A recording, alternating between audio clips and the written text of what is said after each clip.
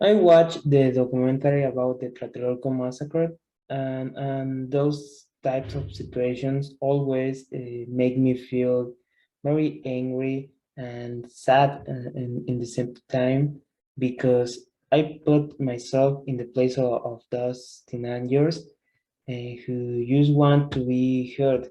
You just want to be heard by the government. And in this particular case, the main threat was the government, uh, which wanted to control the people, like it had been done in the past years.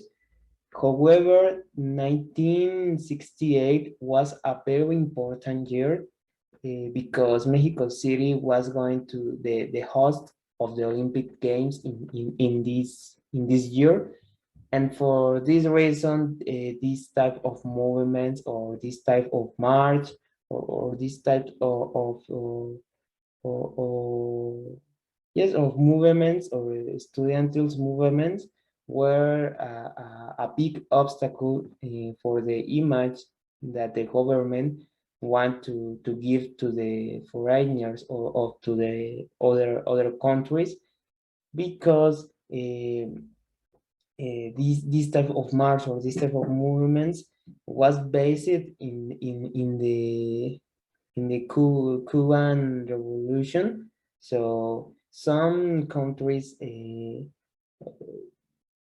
didn't agree with this revolution. So the president Diaz Ordaz didn't want to pass or that this same situation passed in Mexico.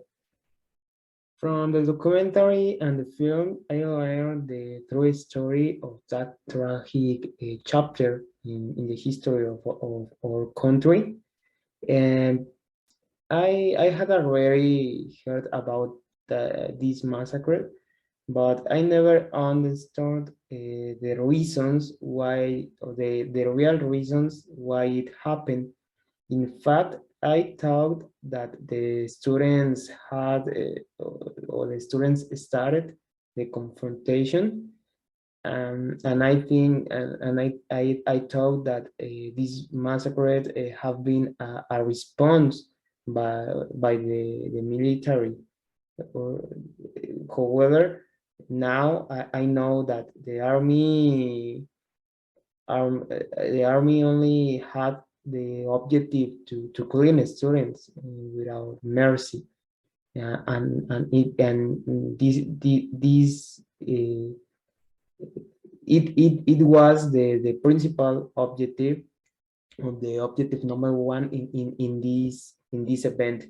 So finally, a current situation that I think it is very similar, or only similar because it is in another concept, but it is related with the violence and the government, or the form that we are government in this country is the feminicide march, because this woman